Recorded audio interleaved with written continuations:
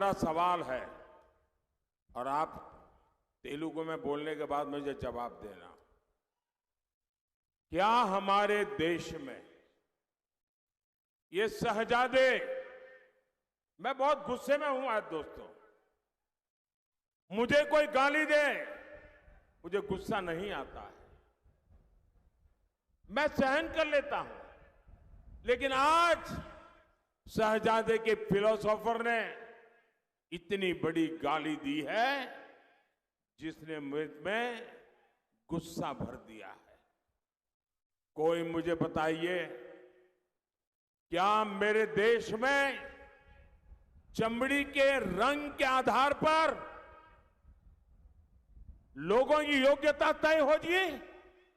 क्या चमड़ी के रंग का खेल शहजादे को किसने इजाजत दी है?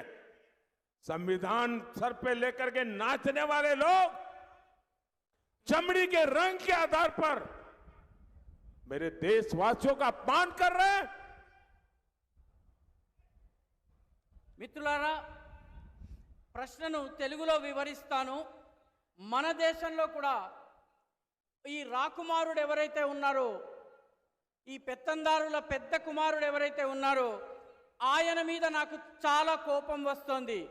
నన్ను తిడితే నాకు కోపం రాదు, కానీ నా దేశంలో ఉన్నటువంటి అనేక మంది ప్రజలను, ఇక్కడ ఉన్నటువంటి వాళ్ళ చర్మం రంగుని పట్టి ఈ దేశపు రాకుమారుడి ఫిలాసఫర్ వారి యొక్క మార్గదర్శకుడు లండన్లో కూర్చుని అమెరికాలో కూర్చుని తిట్టడము నాకు కోపం తెప్పిస్తోంది.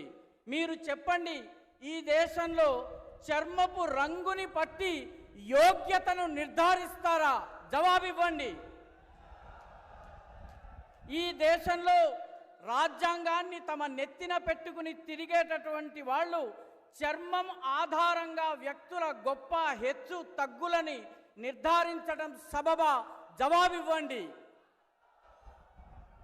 शहजादे, आपको जवाब देना पड़ेगा। चमड़ी के रंग के आधार पर